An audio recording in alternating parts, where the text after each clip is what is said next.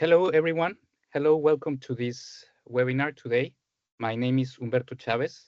I currently work for Pure Storage, which is a leading global data storage company based in Silicon Valley, and is also a member of the Value Balancing Alliance. And Pure Storage is dedicated to reducing data center carbon emissions and energy footprints around the world. So therefore, that's why it's aligned to what the Value Balancing Alliance purpose is. Very happy to be hosting this event and to be moderating it today. As part of my responsibilities also, I collaborate with the Value Balancing Alliance. And so I've been asked also to moderate this webinar today and to present as well the impact statement from the Value Balancing Alliance, which has been very recently shared publicly. And the document is out there in the link of your registration where you could register. So if you have not had the chance to download it, I please invite you to do it. It's up there.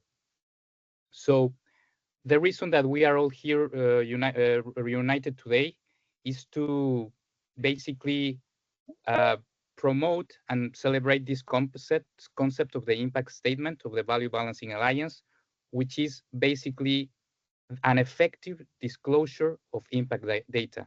How can it be done? How can it be standardized? Why is it important to do that? And what are the reasons that we should do this and offer this data to all the stakeholders that are interested in it? So to start, I would like to introduce to all of you the CEO of the Value Balancing Alliance, which is Mr. Christian Heller. And so he will be the right person to explain us the importance, the purpose of this impact statement, and also a little bit of the process of how we got into this document that we are presenting today. So please, the floor is yours, Christian. Thank you so very much. Thank you. Thanks, Humberto, for the introduction, and it will not take long. I just want to provide a little bit the ecosystem and the backgrounds why the Value Balancing Alliance with its partners has pushed so much or put so much efforts into the work around impact statements. I think here to this community, we do not need to introduce too much around what is impact accounting about, but I think what we need to recognize is, as of today, we do not have a common framework how we are disclosing monetized impact performance data of corporates. So we have seen quite a few attempts, and the credit goes to Caring and Puma coming up with the first environmental profit and loss accounts. And since back in 2010, we are looking into this journey, and we see that a few other corporates have started to disclose data around impact accounting, building on the same methodologies. But if you are a data user, as the data providers, what we see over here, you really can't understand that these companies are talking about the same things. Because we're using bubbles, we're using bar charts, we're using waterfall charts, we're using pure numbers, and there's no comparability at this point in time. And this was the main reason for the VBA and our steering committee to say we need to come up with a framework how corporates see the highest value to disclose impact performance data. And this is where the team worked on, and the gratitude and the thanks go to Mario Abela from GRI, to Michael Brown from the Wharton Business School, and to our common teams from the International Foundation for Value and Impact and the VBA, especially Ollie, Jens, Humberto, and Dimitri, who put a lot of effort into this one. I also like to thank all of the partners, quite a few now on the call, speaking up for all of your contributions. It's still a small community, but we need to push this further, and we need to stick together to come up with common visions to really scale this work in the global community. And therefore, I'm really looking forward to your feedback and to your insights, how you're going to use these kinds of impact statements in your works. So thanks for the complete team. Thanks to you, Humberto, to coordinate all of this today, and looking forward to the conversation. Thank you. Thank you very much, Christian, for your words. And yes, as Christian said, I want just to highlight that this was a very collaborative teamwork, not only between the Value Balancing Alliance, but with all these other organizations that Christian just mentioned. and many other people who contributed and gave their opinion about this document and about the project that we were doing. So many thanks to all of them. And that's the reason that we are here today, just because all of you contributed to this. So now moving a little bit to the next step, my goal is to give you an overview of what is this impact statement about, this document that you can see there online, and to guide you a little bit through the principles of that document. So let me start, before I go into the matter, with a personal, very personal and also very brief story of what was the motivation, a personal motivation also, to be involved in this project. This story starts 6 years ago, when I was returning from a investment due diligence uh, visit that I did in two cities in Mexico. A very small city that was located in a very rural area in one of the poorest states of Mexico, where I visited one investee, one company that provided financial services and empowerment to local women in the community, and also to the second biggest city in Mexico, where I visited a very big corporate that was publicly listed, a leasing company that was having operations all across Latin America, hundreds of employees, and so very big for Latin American standards. As I was coming to the office and preparing my presentation to our funds in Europe, in this case, I remember it was a Swedish fund. I was just thinking about how I could present information. I had the financial information from both of them very clear. I had the financial statements of this very small company, of the big one also, and I have them, both of them audited and very comparable way, and I could make an analysis based on that. On the other hand, the impact data that we were collecting was all around the place. I had collected it through interviews, through just encounters with some clients, some people that I interview also on the field, some clients of both of these companies, top management, some people working inside of the company. So I had some data points to collect, but there was no common story and no standardization of how to do it. So finally, when I got into the call with this fund, they were asking the same questions about the impact data for both companies. How are their employees being treated? How well are they trained, and how can we track this? How uh, are they paid living wages, adequate wages, to depending on where their employees are located? And also to the environment, are they contributing something to the local environmental to the environment, to the nature locally? Or on the other hand, are they taking resources from communities around in order to promote their own interest, or to use it in their own operations? So yeah, I realized in that very moment that that was something that was missing, and that our funds in Europe didn't also have an idea of how to put together. So now back to this present time, that was our working hypothesis also for this project, and it was, maybe the members of the Value Balancing Alliance also are not very clear on how to report this information. They have already information, but how can they do that? And so we created a questionnaire. We went and we asked our membership, and that's exactly what we got. The answer was, yes, we have the data. Yes, we're willing to disclose. Yes, our management is interested in putting this data out into the market, but we don't have a standardization. We don't have a common framework, and we are not trained really on how to do it. Therefore, we started thinking about how can we make up a document that encompasses all of this, that puts some very clear, simple principles, and creates just a guidance that any kind of organization, either if it is small or it is big, if it is located in Europe or elsewhere in the world, will be able just to take and to adapt it to their own in-house methodologies, or to their own way, or how to disclose information to the market. That was the start of the impact statement, and so that's how we got here. I'm just going to share very quickly. It's just a couple of slides where to guide us a little bit better on how the principles of this impact statement are structured.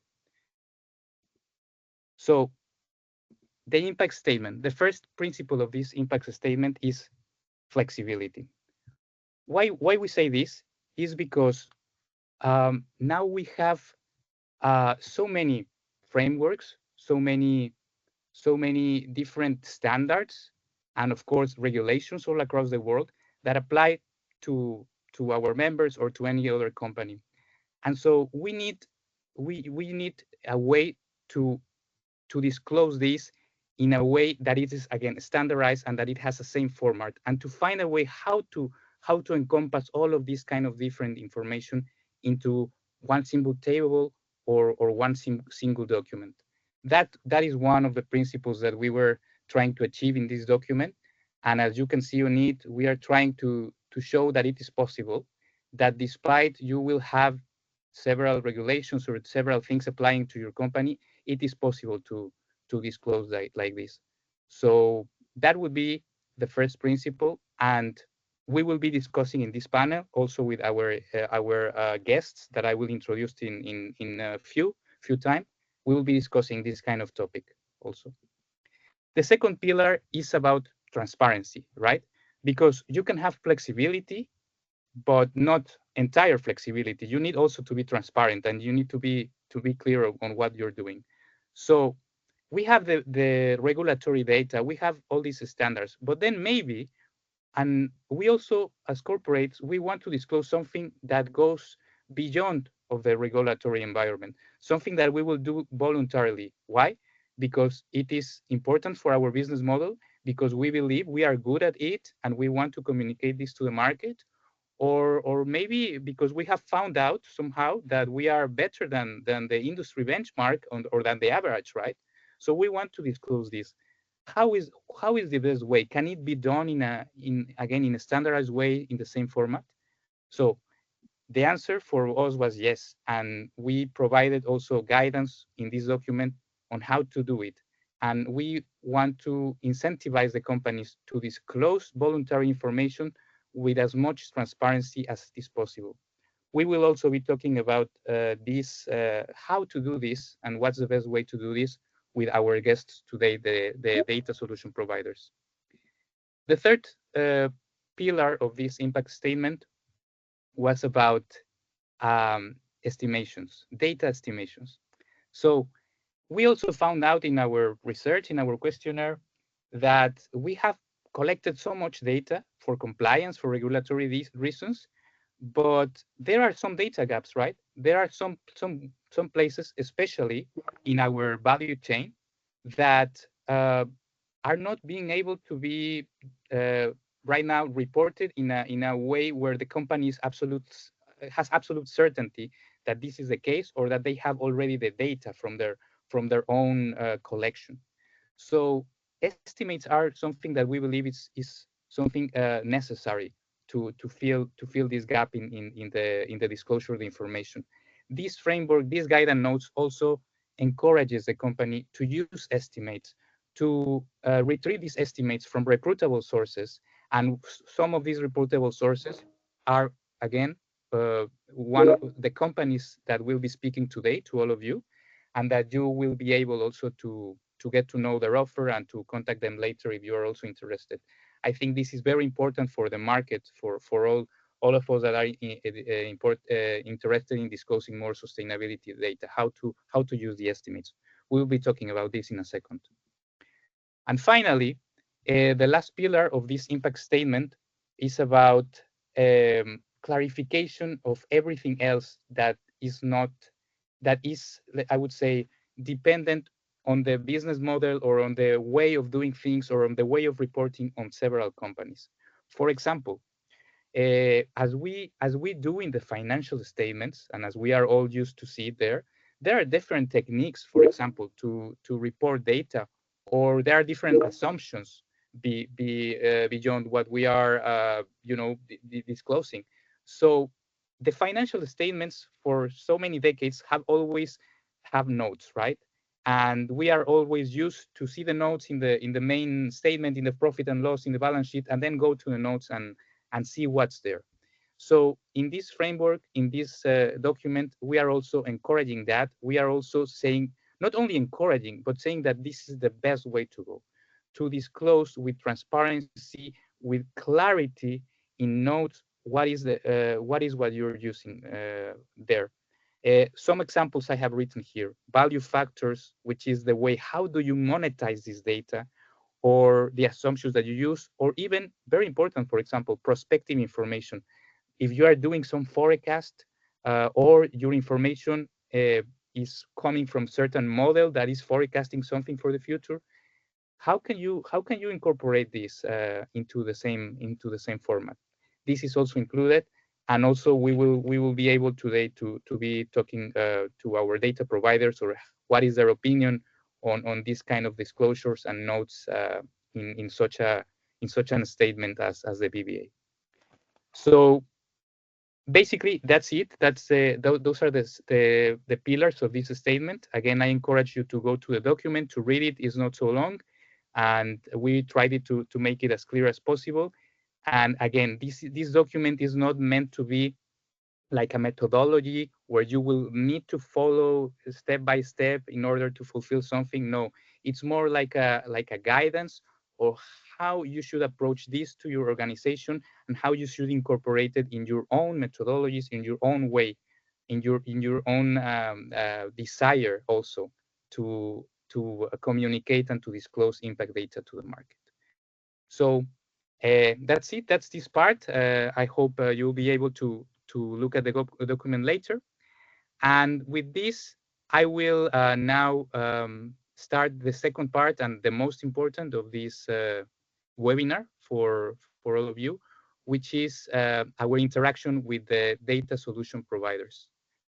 So just as an introduction, before I mention their names and how we're going to conduct this discussion, here you are able to see which are the data solution providers that collaborated with us in this exercise.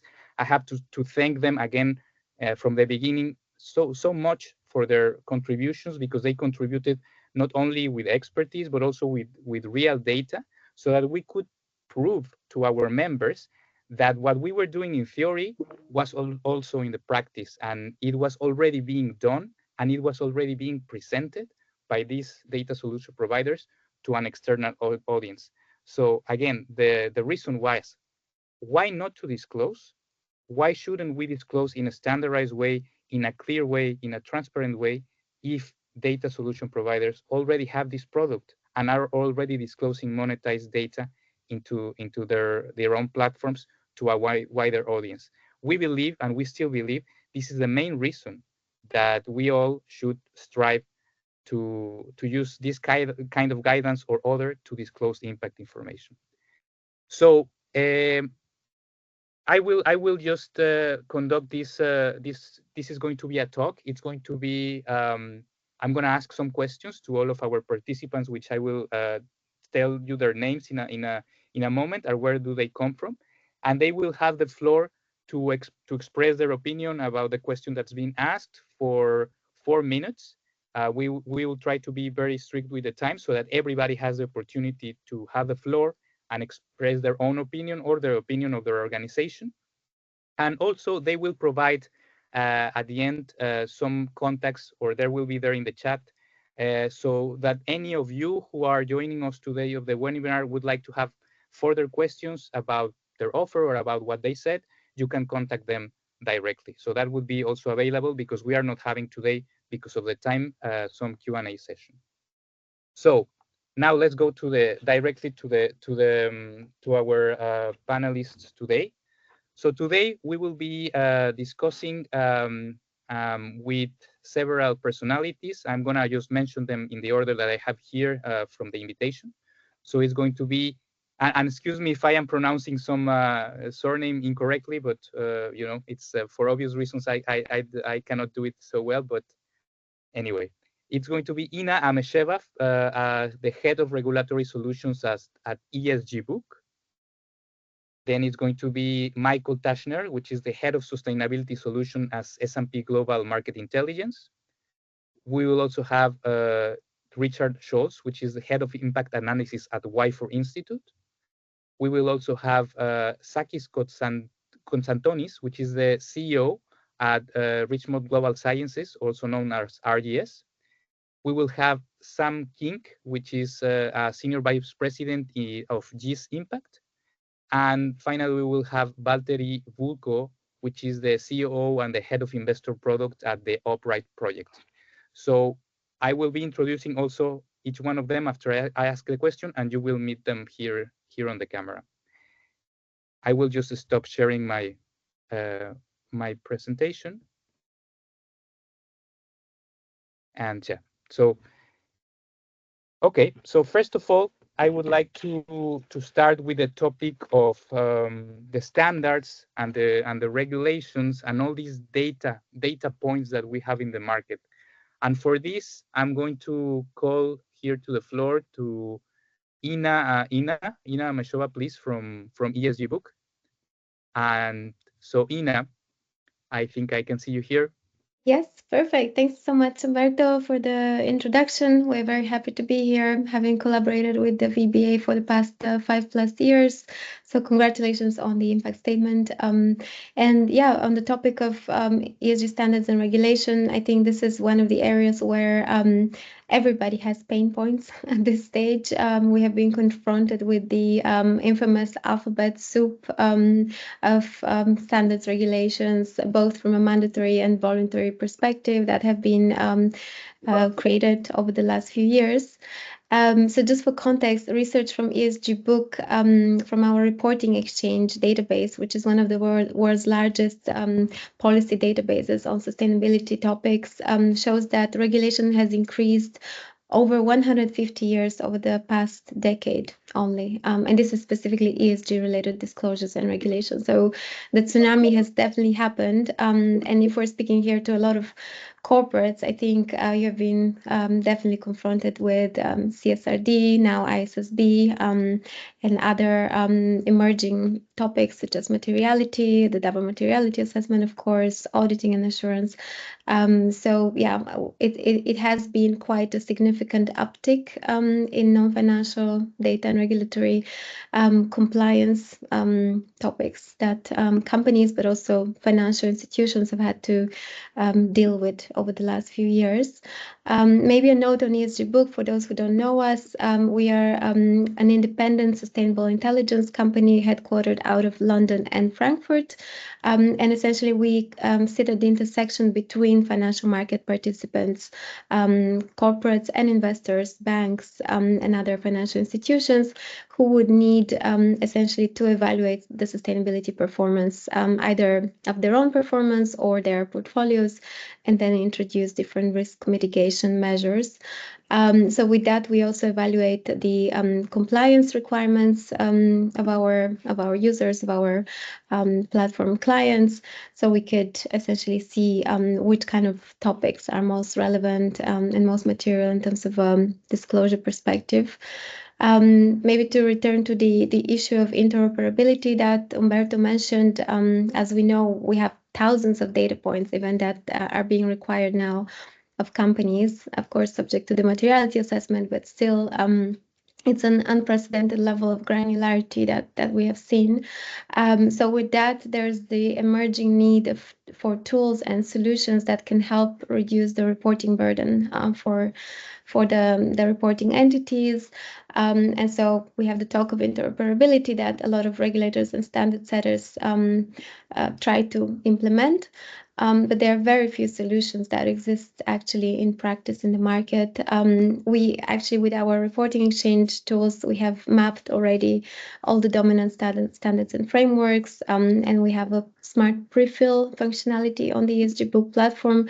So essentially, corporates don't have to submit data multiple times to different frameworks and standards, and they can also pre-fill historical data. So just an example of one of the solutions that exists out there, but there's definitely the need of creating that kind of more unified data ecosystem that everyone can essentially benefit from, which is the goal of the regulators as well, right? They want to combat greenwashing, they want to introduce more transparency, but not at the cost of unprecedented bureaucracy and red tape.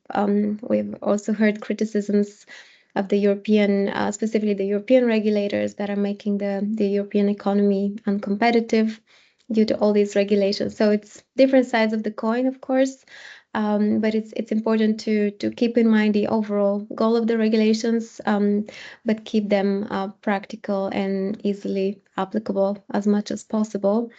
Yeah, so I'm definitely happy to take up questions later on, and it's a very big topic. I think we can discuss for the entire hour most likely, but yeah, maybe Humberto, back over to you, and yeah, happy to be in touch with all of you later.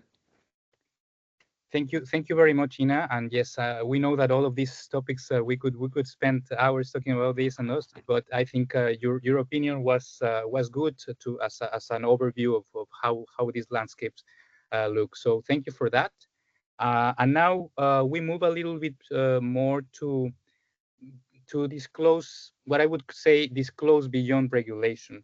And one of the pillars that we mentioned of this framework that we just put out there is the voluntary disclosures. So companies are also encouraged to disclose something that is outside of their own standards or their own regulatory requirements, compliance requirements. So for this topic and to go a little bit deeper on this, I will ask, please,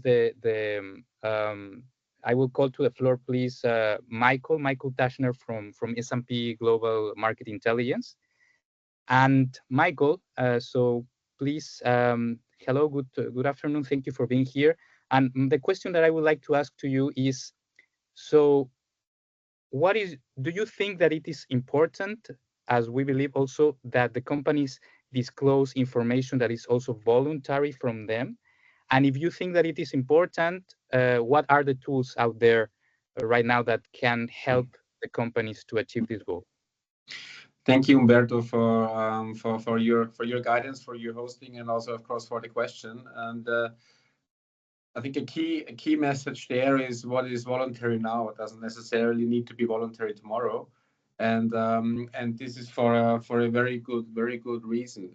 As I mean, we are all very much aware of, due to the reason that we are actually participating to this call, and that we are talking about impact, that the creation of impact is something key. The creation of impact, though, is not something that is one formula or is composed by only one data point, rather than it is a combination of different kind of information.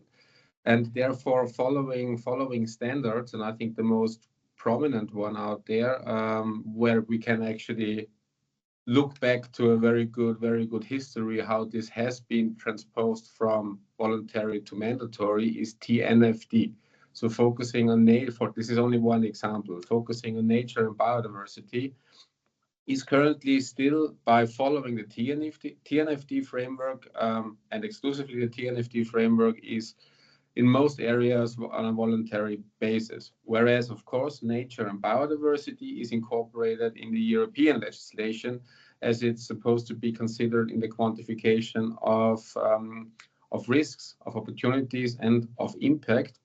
So all comes very closely together, and following an accepted, acknowledged, and tested framework such as the TNFD LEAP standard just guides the industry, guides companies, and guides ultimately also investors, that that information can be compared like for like. I think this is the biggest challenge everyone has, that you have a comparison on a like for like basis, and that stakeholders don't necessarily need to make to their own interpretation. Therefore, selecting and properly prioritizing voluntary standards to achieve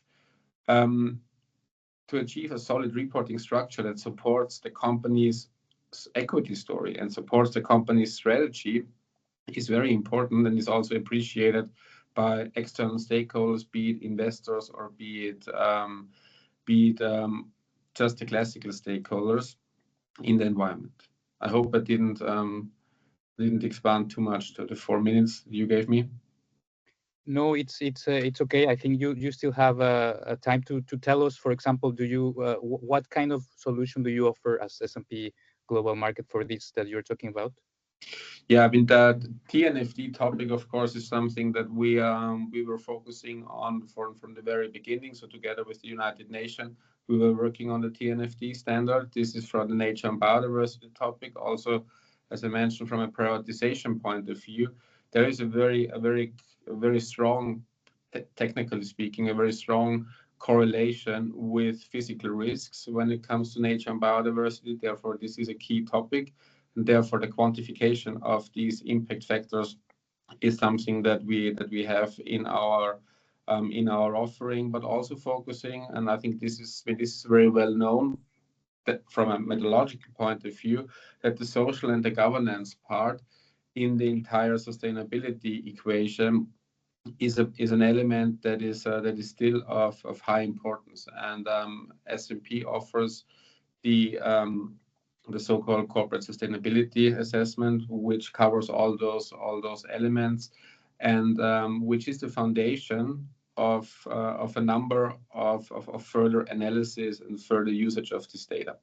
So the approach is literally to focus on the quantification of the impact factors that are used for or are used and can be used for many different purposes. We use it, I think, in the most prominent way for incorporating it also in the indices, and that can also be used in our disclosure use case. Thank you so much, Michael. Thank you. And if anybody has any other question to what you said, of course, they can contact you later. Thank you very much. Okay, so now. You want to mute, Humberto? Yes, I would like to continue in the same point, because I think this is also a very important point to our framework. And for this same topic, with a little bit of a twist, I will call, please, to the floor Valtteri Vulko from the Upright project. Valtteri, if you are there, please, I'm gonna just ask you a question that is a little bit related also on your opinion about yes, what kind of voluntary disclosure, or probably, as Michael said, voluntary now, but probably not in the future. Maybe you will or you will not agree with that. We will also like to know. But in a specific, for the Upright project, I would like also to highlight the monetized way, how to report the information, which for the Value Balancing Alliance is key. And this is one of the goals that the Value Balancing Alliance pursues. So this is right now, some companies are doing it, but many are not. Some companies are thinking about doing. What do you think, why do you think it is important also to monetize this data, as Upright project is also able to do? So please, Valtteri. Thank you, and it's a really good question, and thanks and congrats VBA for the publication. I think it's really interesting. I was skimming it through, and yeah, maybe a couple of words about Upright, not making it a product pitch, but if you don't know us, we do products and services based impact quantification. So really, as Humberto, you were also going towards the point, we quantify the impact of core business activity of a company. It's quite outside in approach versus many other approaches, and there the monetization is really key. So what we try to do and bring to the field is this kind of holistic impact understanding, holistic value creation understanding of a company, regardless of if the company is disclosing all the figures themselves. And what struck me in the VBA report, if I'm going there, I think the first bullet point in the summary is talking about comparability, transparency, also the holistic nature of impact quantification, and I think that's very key. So we're seeing corporates disclose some individual impact factors, emissions saved, maybe something on health, but kind of without a holistic framework like you have at VBA. I think many other players has as well. Without the kind of full value creation spectrum and without the common unit, which is dollars often, it's hard to really make like well-judged decisions on if this company is creating more good than harm, or if this company is actually being able to transform its business towards more value creating than value destroying. And of course, like monetization is not the holy grail, but I think in impact quantification, I think many of us around the table, whether it's VBA or GIST or some others, have arrived at the kind of outcome that dollar is maybe the best common unit to compare different positive and negative impacts, and that's what I think is the key here. Comparability between different impact metrics, between different companies, between different industries, different sizes. Maybe like lastly, what I would like to highlight is that I think we need to dig the tunnel from the two ends. So we are doing a outside-in approach, and you, Humberto, mentioned voluntary things. So I think there are some things that companies will never disclose. We will require information on health impacts, societal impacts. Not all the kind of tens of thousands of listed companies will disclose every data point in a comparable manner. We need outside-in quantification, but we also need to push the internal company reporting. We need to push out this kind of maybe like standardized reporting frameworks on impact. So both of those are needed to really bring the impact understanding for the financial decision making, which is then driving the real world outcomes, I think. Thank you very much. Thank you very much, Valtteri, for your opinion. Very welcomed, and yeah, thanks for this. All right. So now we move to another very important topic, very important pillar for us at this document, and it is about the estimations, as I mentioned before. So we have our own operations. Most of the time, we are able as companies to know what we are doing, of course, and we have more control about this data. But then there is the whole value chain. There is this upstream part, and then there's especially this downstream part. And there are where we have seen that certain data gaps are starting to appear, and we need certain modeling or certain kind of techniques in order to get to these estimations that are good, that are accurate, that are still reflecting the best possible reality for what we want to communicate of our impact out there. So for this question, I am calling first. I will be calling two speakers for this question. I think it is important, and there's a lot to say about this. So first of all, I will be calling Richard Scholz from the WifOR Institute. So Richard, the question for you will be, so we know, as we said, that there are some hurdles, and our companies at the VBAs have also disclosed that this is one of the main reasons that they are not disclosing the data. So how do you think that these kind of hurdles from the value chain, lack of available data, can be overcome? Thank you so much, Humberto. So first of all, thank you. You already mentioned it in your presentation to the question. So if you do not have the data at hand, then you somehow need to estimate this. And this is so important because if you really want to compare the impact of corporates, or if you really want to have a holistic picture of the impact of your corporate, then you need to take into consideration the full scope of the value chain. Otherwise, you won't have a comparable picture. But it is also clear that you will not have available all primary data points for the full supply chain. So you might have data points for your suppliers, but you definitely stop at the suppliers of the suppliers and the suppliers of the suppliers. Just giving you an example, so everybody of you is using a notebook, and even those companies that try to do lots of things in-house, also for sustainability reasons, they use laptops or they use some tools and some pencils where they cannot fully integrate the supply chain.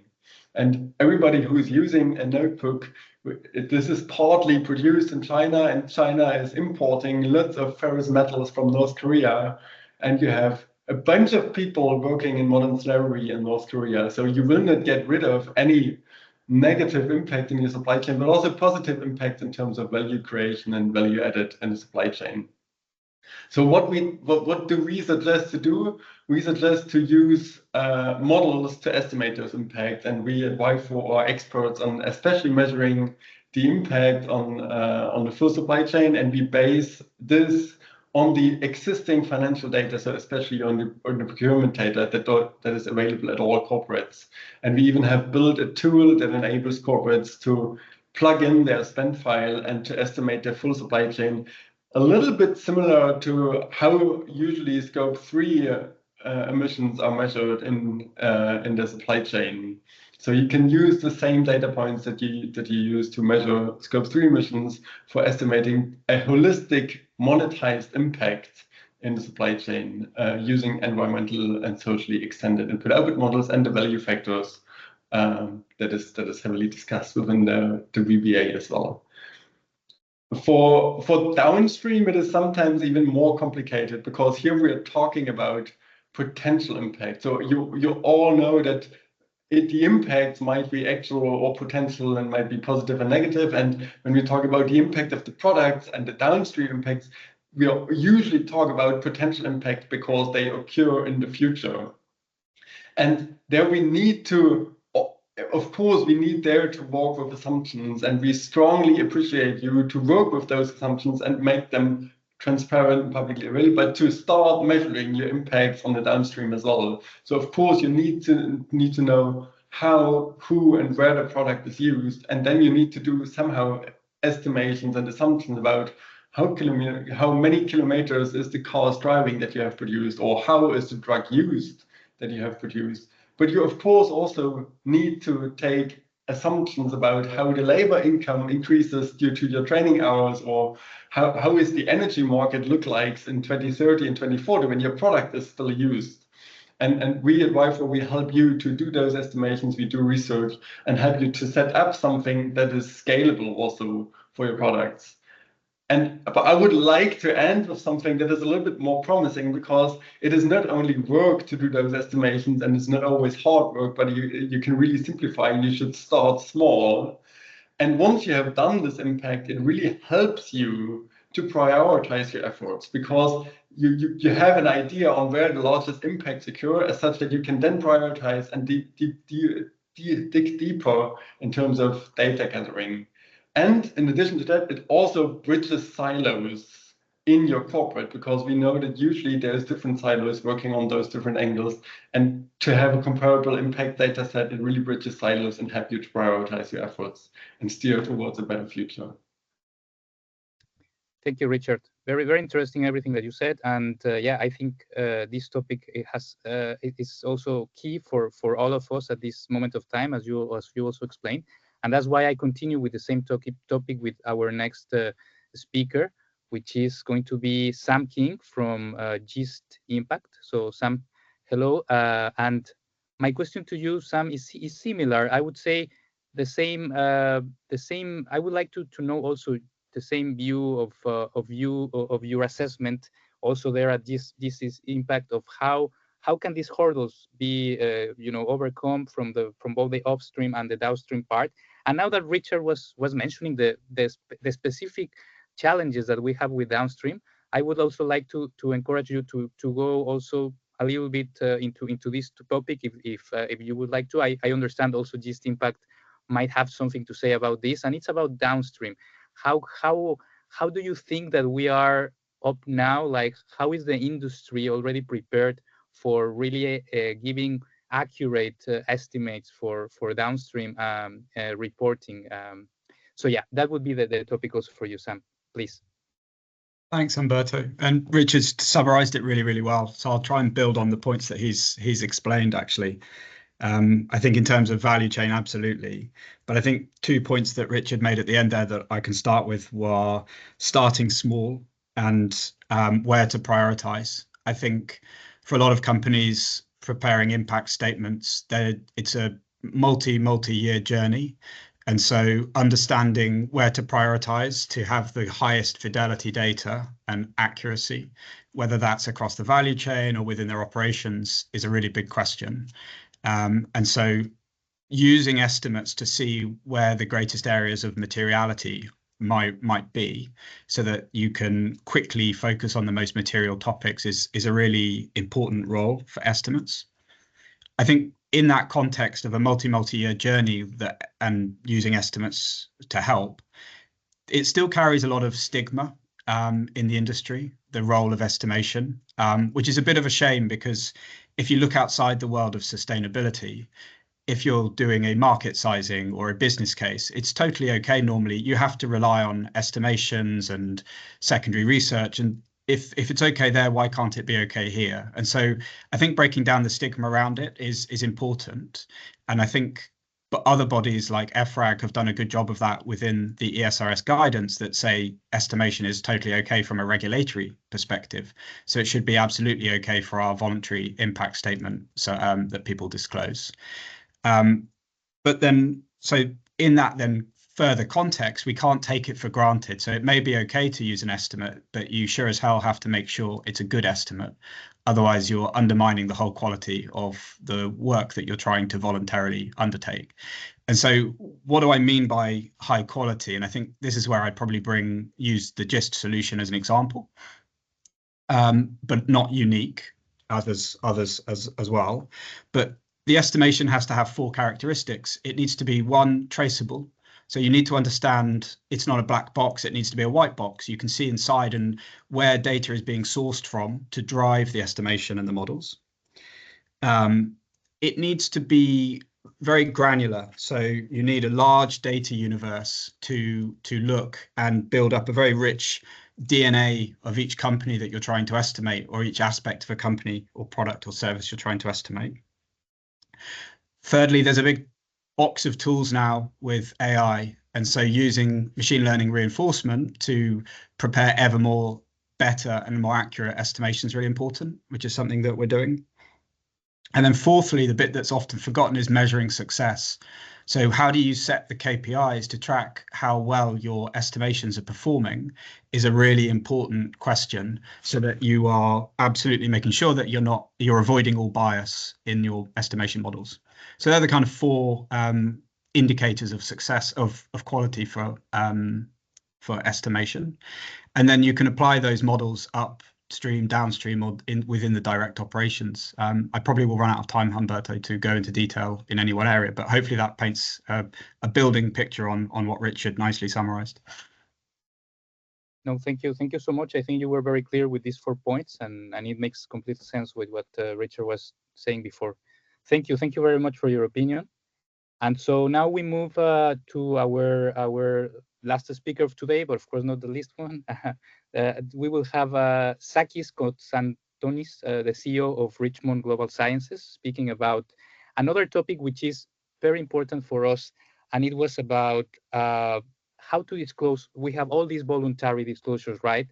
And then we have this flexibility to report either prospective information, different kind of value factors that are out there also in the market, but there needs to be transparency and there needs to be clarity to do that. We are used, as we said before, in the financial statements to have certain notes, and that everything is explained there, and that any investor can go and read and see and analyze what was behind the number that was disclosed. So my question to you, Sakis, would be, how important do you think that clarity and transparency is for all of us that will be reporting impact data, especially now in the midst of all of these regulatory requirements and hundreds, thousands of data points that we have available?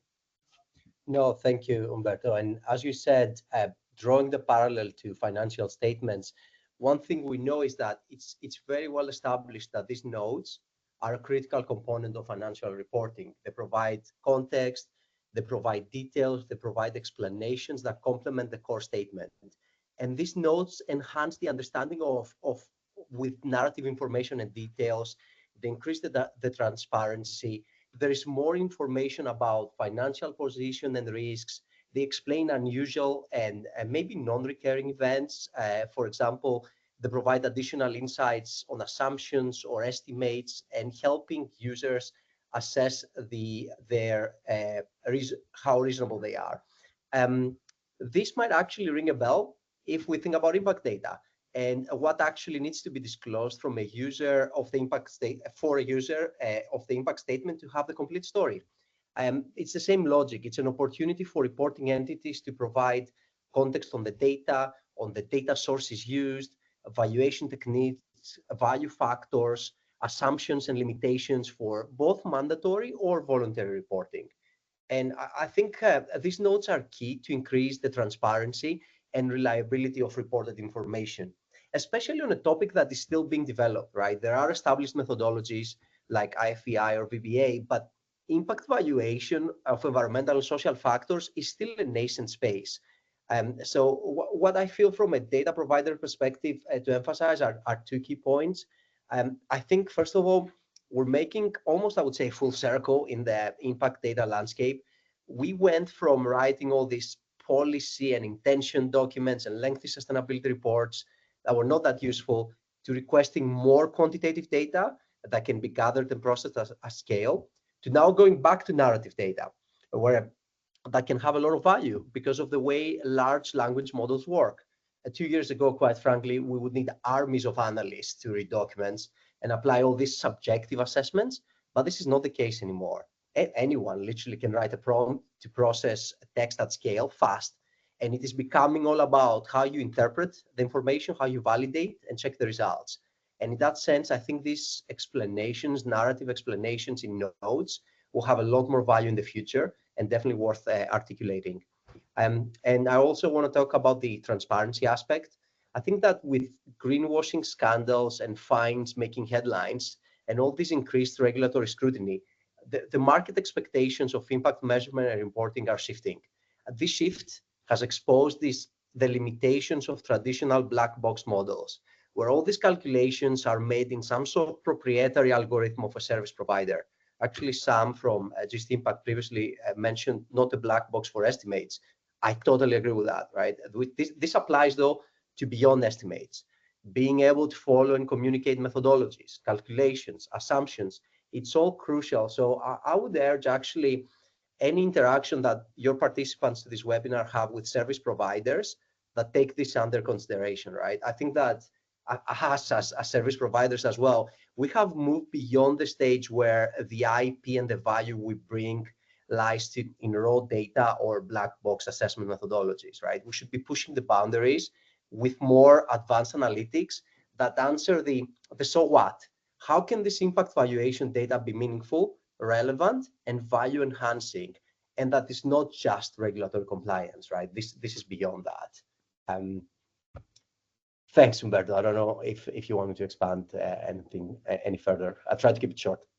No, thank you. Thank you for keeping it short in the time. I think it was enough for what we wanted. Thank you for that. And I'm happy that at the end we got to, I was expecting this also to come up to the table, which was data analytics or kind of artificial intelligence. And it was also something that you mentioned. So thanks for bringing it to the table. I think this, of course, will be key for the future.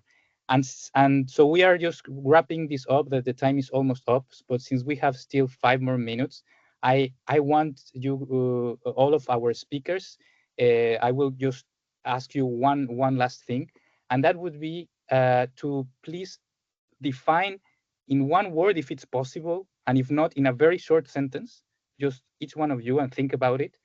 Now that we are getting at the end of the year, what's your forecast for data impact disclosing for 2025, for over the next 12 months? What do you think is the crucial, again, concept, word, phrase that you want to keep us that you want to let in our minds as we wrap up this webinar?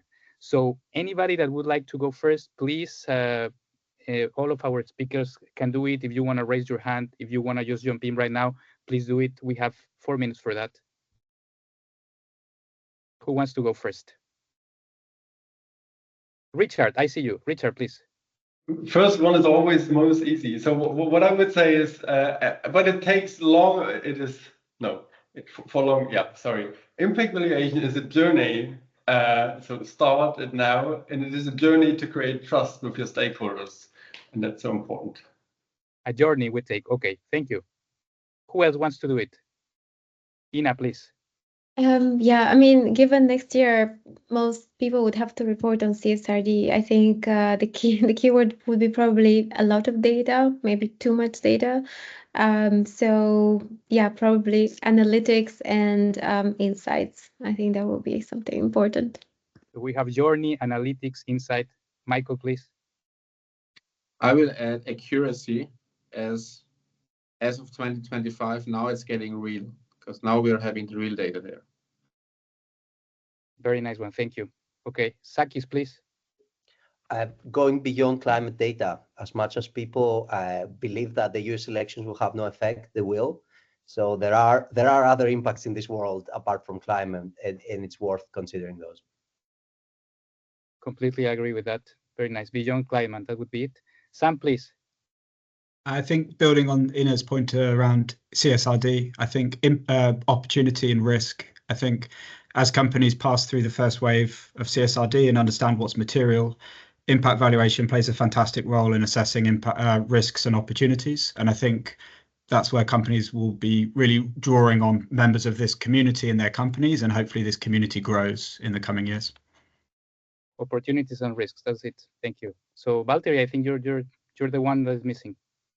Yeah, I had pretty much the same point as Sam. So in the context of CSRD, the risks and opportunities. So we had the financial reports for hundreds of years. Now we're pushing the impact reporting, but what is between is kind of how the how the impact externalities convert into financial risk and opportunities in your P&L, balance sheet, cash flow statement. It's really interesting, and I think that's also the lever that will enable companies to derive strategic value from the CSRD exercise and get the interest from the sustainability managers table, also to the CFO's table. Looking forward to that. Perfect. Thank you. Thank you, Valtteri. So that would be also risk and opportunities. And with this, I would just also ask, thinking about this, we have to be aware of the risks, but we shouldn't let the risk overcome all of our thinking of our time, but also to leave enough time in 2025 to the opportunities that are always there. And I think that's also very important for all of us at the corporates. So with this, we are just wrapping up today's session. I deeply thank everyone again involved, especially our guest speakers today. They are very kind to be here in a very short notice. Thank you for that. You have their contacts there in the chat in case you need to get in touch with them directly. And again, thank you very much to all the Value Balancing Alliance team and all the people and the organizations that made this document and this project be a reality today. Thank you so much, and have a very, very good day. Bye-bye. Thanks, Humberto. Thanks, everyone. Thank you. Thanks, Bye.